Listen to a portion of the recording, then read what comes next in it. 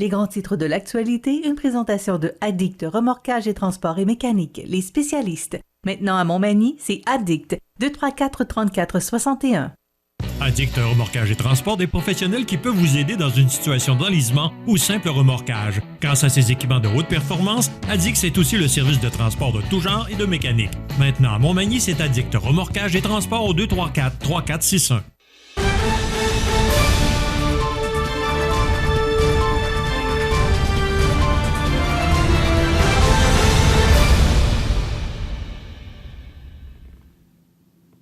Alors, les grands titres de l'actualité de ce lundi, le 4 du mois d'avril 2022, tout d'abord, souligner l'absence de notre ami José, qui est sur le dos. Alors, il devrait revenir au cours des prochains jours. Alors, on va souhaiter que tout se passe bien pour notre ami José. Dans l'actualité, principalement aujourd'hui, c'est le service de police et la Sûreté du Québec qui nous envoie ce résumé. Et deux, je dirais, sommets qui sont quand même là, dignes de mention. 4 fois une quinquagénaire de Saint-François-de-la-Rivière-du-Sud qui a été arrêtée avec un taux d'alcoolémie 4 fois plus élevé. Ça veut dire 0,32. Ça n'a pas de bon sens. Un Manimontois de 22 ans, lui, se fait arrêter pour avoir conduit en état d'ébriété avec 3 fois la limite permise. C'est drôle, j'ai de la difficulté à comprendre qu'avec toute l'information qu'on a par rapport avec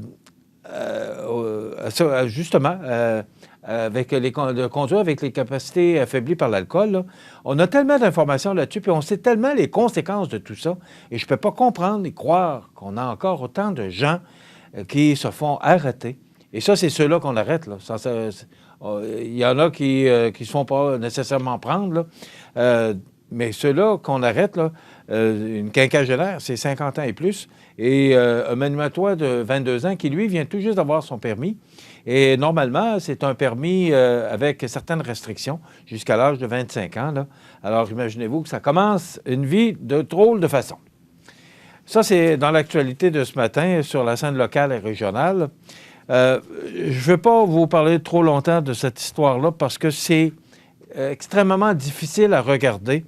L'horreur dans les rues de Boutcha. Des dizaines de cadavres jonchaient le sol après que la ville eut été libérée de l'occupation russe. Et c'est de voir ces images, c'est dans le Journal de Québec ce matin, de toute façon, c'est dans tous les médias ce matin, là, de voir les gens qui sont attachés dans le dos et qu'on a tout simplement assassinés, là. Là, il y a rumeur là, qu'on puisse encore donner des restrictions à la Russie. J'espère qu'on va le faire. J'espère que l'Union européenne, j'espère que tous les pays de l'OTAN vont donner d'autres restrictions économiques à la Russie. C'est incroyable. Il me semble que ça ne se peut pas. On regarde ces images-là et on se dit, ben voyons donc, on est en 2022. On dit aussi que cette guerre pourrait, je dis bien au conditionnel, avec un grand conditionnel. Le 9 mai, les Moscovites assisteront aux cérémonies en l'honneur des soldats morts pour la patrie en combattant les hordes hitlériennes. Ils penseront certainement à ceux qui meurent actuellement dans une guerre cruelle et insensée dont Poutine croyait qu'elle lui apporterait la gloire. Ce dernier veut pouvoir clamer une sorte de victoire en Ukraine avant le 9 mai. Selon les services de renseignement ukrainiens, cette journée pourrait être cruciale pour son avenir politique. Alors, c'est à suivre, là, mais ces événements font peur et on regarde ces images-là et on se dit, c'est incroyable que ces gens-là vivent autant de détresse en Ukraine. Donc, on peut évidemment pas rester sensible. Il y a une photo, entre autres, là, que c'est un cycliste là, et son chien est à côté de lui. Ça donne froid dans le dos.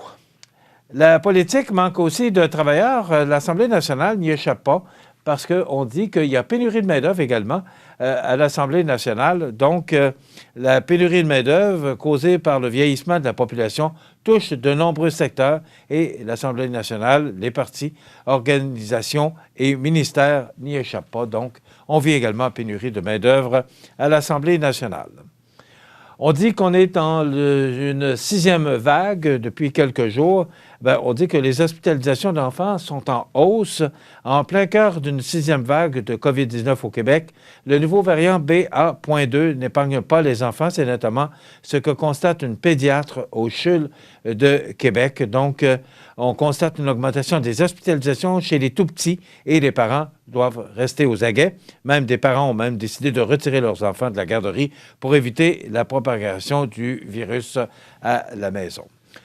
On dit qu'il y a des signes encourageants que les touristes vont enfin revenir. Donc, les astres semblent vouloir s'aligner pour que le tout revienne à la normale et qu'on puisse recevoir des touristes pour l'été prochain. C'est à souhaiter.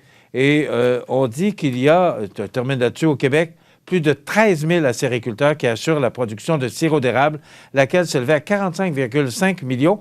Et j'apprenais que la province de Québec produit 73 du sirop d'érable mondial. 73 du sirop d'érable mondial. Donc, voilà. Ce sont les grands titres et on couvre pour vous une conférence de presse aujourd'hui sur le projet de mise aux normes d'agrandissement de la salle Édouine Bélanger. C'est certain qu'on va vous parler de ça demain et on reçoit Philippe Gamache qui va nous parler de Dollarama pour la chronique économique. Ça complète. Je vous souhaite de passer une excellente journée. À demain.